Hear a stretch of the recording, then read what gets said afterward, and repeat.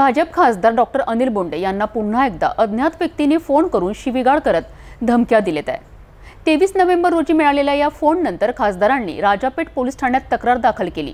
या प्रकरणाची गंभीरता ओळखून राजापेठ पोलिसांनी त्वरित चौकशी सुरू केली आणि वरुड शहरातून एका युवकाला ताब्यातही घेतला आहे।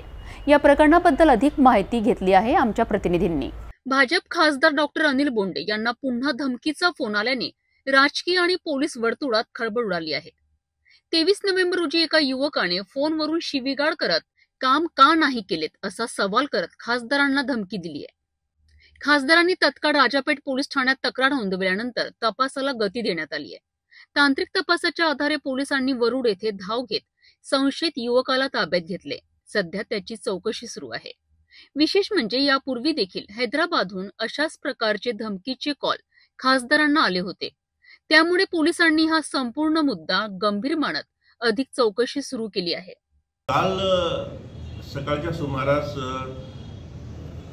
माननीय खासदार बोंडे साहेबांचे स्वीय सहाय्यक रविकिरण वाघमारे यांचा इथे पोलीस स्टेशन राजापेठ येथे आले आणि त्यांनी सांगितलं की माननीय खासदार अनिल बोंडे साहेबांना एका अनोळखी नंबरवरून त्यांना धमकी देण्यात आल्याचं त्यांनी कळवलं। त्यानुसार मग इथे आपण दखलपात्र गुन्हा दाखल केला आणि त्या मोबाईलचे लोकेशन काढून आपण वरुडवरून त्या आरोपीस ताब्यात घेतलेले आहे।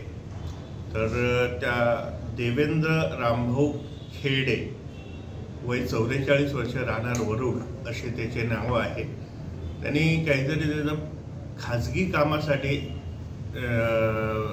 खासदार बोंडे साहेबांना फोन केला होता आणि त्यावर ते काही काम झालं नसेल म्हणून त्यांनी ते धमकी दिली होती आणि त्याच्यासाठी त्याला आपण ताब्यात घेतलेला आहे। त्याच्यावर योग्य ती कायदेशीर कारवाई करण्यात येईल। या फोन आला होता, त्या संदर्भात काही लोकेशन ट्रेस झाला का?